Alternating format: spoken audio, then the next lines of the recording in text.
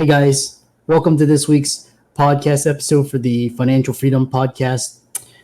I'm your host, Dr. Christopher Liu. I'm really excited about today's guest, Chris Mannina, and he helps clients understand their business and financial operations to make better business decisions. So today's talk is going to be all about our bread and butter, financial data, KPIs, cash flows, financial statements, CFO type material, and I'm really happy to welcome Chris to the show. Welcome. Thank you very much. I really appreciate your time. Really looking forward to talking with your audience. Yeah, we connected through Podmatch. So tell the audience, your backstory, how you got started, what you do, and we'll delve into it. Yeah, absolutely. So I guess been in accounting and finance for about 20 years now. Just sort of fell into it in undergrad.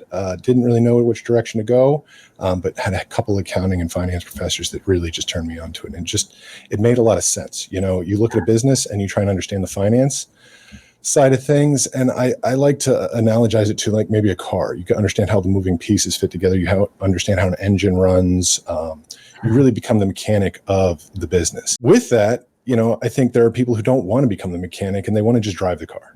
So you need somebody who understands the business, understands the mechanics underlying it, but you just want to know how to turn the wheel left, right, gas and brake. So I think that's where I can add a lot of value. And I think there's a lot of business insight you can get from really understanding the granularity and the details. But as where I come in to really support business owners is to help them create that model and framework in their heads for how they can look and analyze their business to really make better decisions strategically, I'd say.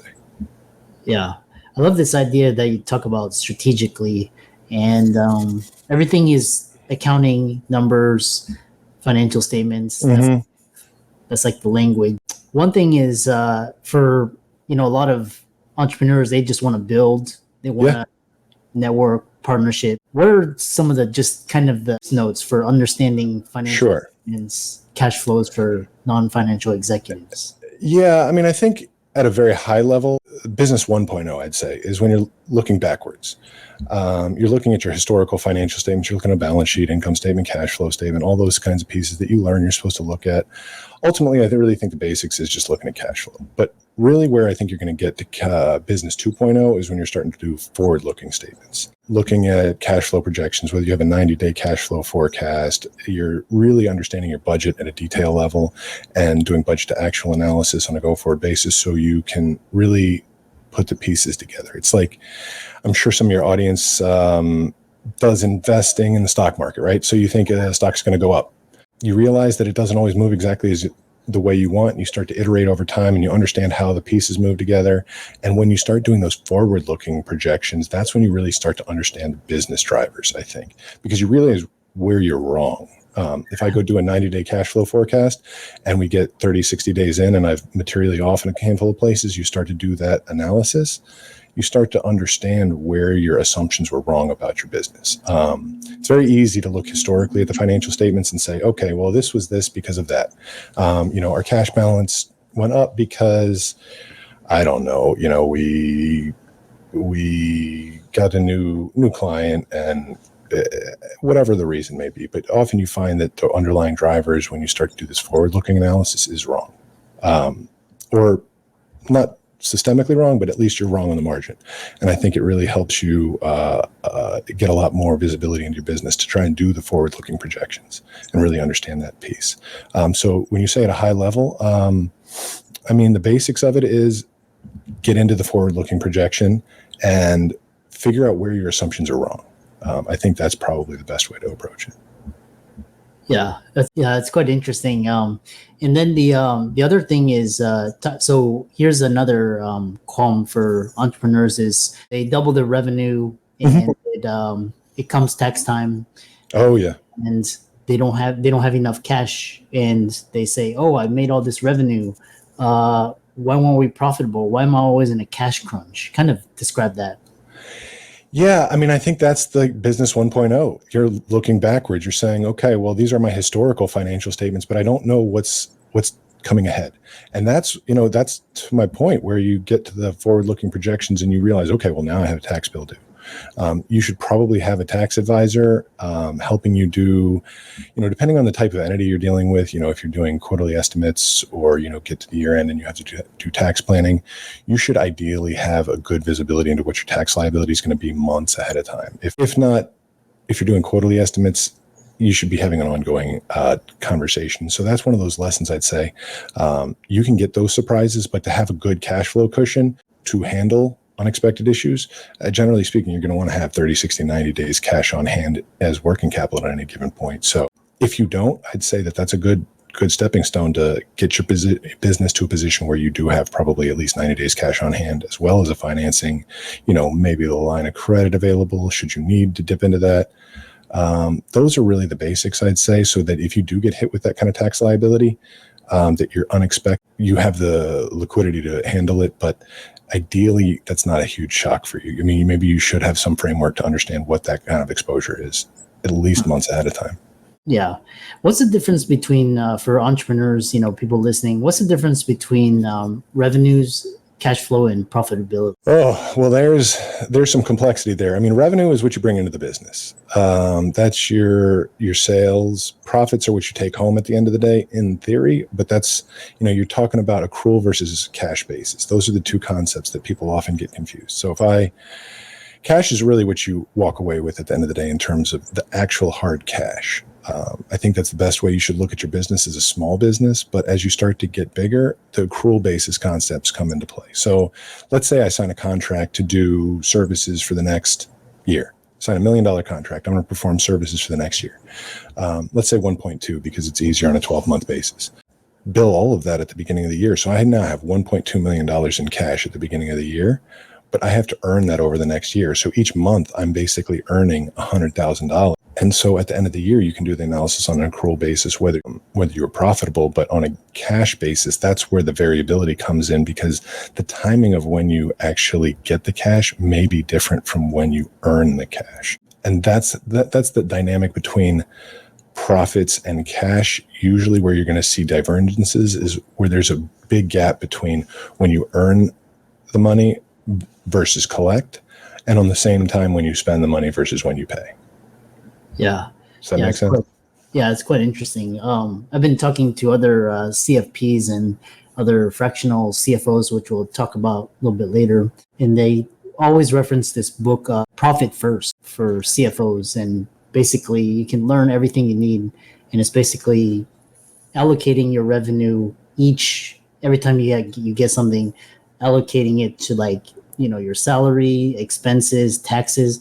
And that way, at the end of the year, you have buckets to pay for these liabilities and expenses. Yeah, I mean, and that's, again, maybe this is just my framework that I think about in terms of the forward-looking, business 2.0. When you have a budget set for the year, if you say my overhead is going to be X, my salaries are Y. I have 5 people on staff, their salaries amount to X. This is how much it's going to be in payroll tax. I mean, you want to build that whole model out so you understand really what all your costs are going to be for the year. Maybe you have a lease, office space, whatever it may be. Put all the pieces together, and then that's sort of how you break up those buckets. And ideally, you're doing a break-even analysis as well. So you say, I have $1 million in costs for the year, so I need to at least make whatever you want your take home to be, 1.5 in revenue, just to break get to your target that you want. I think that doing that budget exercise is really the same framework for getting to where you want to be in terms of understanding those buckets, but a holistic budget is really, really, really helpful for a business owner to sort of understand where all the pieces are moving. Yeah. The other question is, when this idea of interim fractional CFO, when should a small to medium sized business consider outsourcing or looking? Right. So there's a handful of different levels of service you can get. You can get basic, with what you might call business process outsourcing. So this is just doing all the transactional stuff day to day.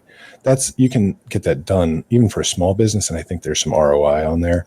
That's just doing your payroll, paying your bills, sending out invoices, things like that. Just reconciling your cash account at the end of the month. Those are the pieces at a very basic transactional level for a small business that you might need. I'd also piggyback off that to say every business should have somebody helping them with a forward-looking cash flow projection. If you're doing it internally, at least have some kind of outsourced fractional CFO to look over it once a month, even get an hour of their time.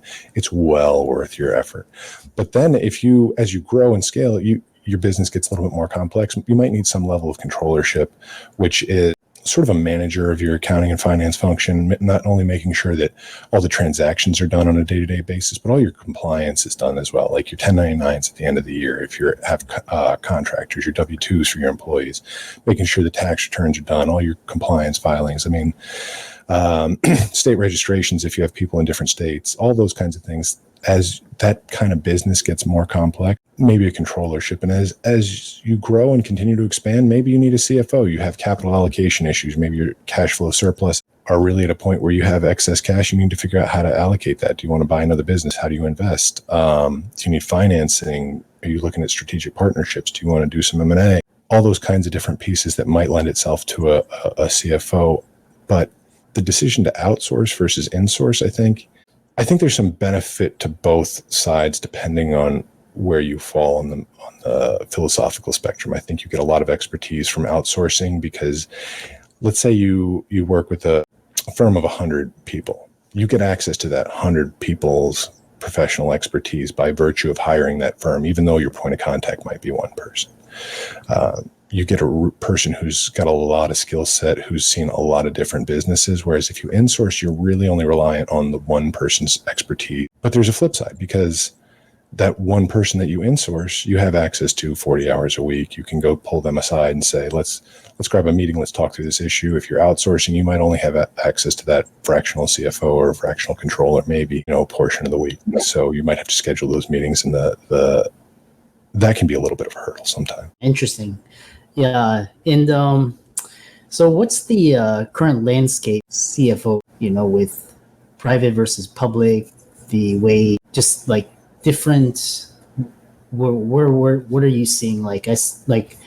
Are you seeing a transition from full-time to just more fractional interim? Yeah, I will say that I'm seeing a lot of, at least, so let me preface this by saying most of the businesses I work with are in probably the small to medium size. I'd probably deal with most of my clients in the $5 to $50 million range. And then, a handful is larger than that. But for the most part, that bread and butter up, especially 1 to 10 million. I think those businesses really do well by outsourcing, especially I would say if you have, you're not sure you have that need and you don't necessarily have the resources to pay somebody a solid CFO, $250,000, $300,000 a year plus fringe and, benefit. There's a real strong ROI for getting access to that expertise. It's a huge trend in the industry. I'm on the board of a state society of CPA. I have access to a lot of people in a lot of firms. And, one of the things I notice is that a lot of accounting firms are transitioning to this business this business advisory service because there's just so much need out there. So many people are moving this direction because you can get access to that expertise, like I said, for just a fraction of the cost. Really interesting. And I think, how can people follow you, check out your social media, and check you out? Yeah, you can find me. We're at KW, and you can find me on LinkedIn as well. That's the primary ways to get a hold of me. But also, if I'm sure you can share my contact info as well. Yeah, and so really interesting discussion. For the audience, all the listeners, Chris's resources will be in links and show notes. And thanks so much for coming onto the podcast. All right, thanks so much. I really appreciate it.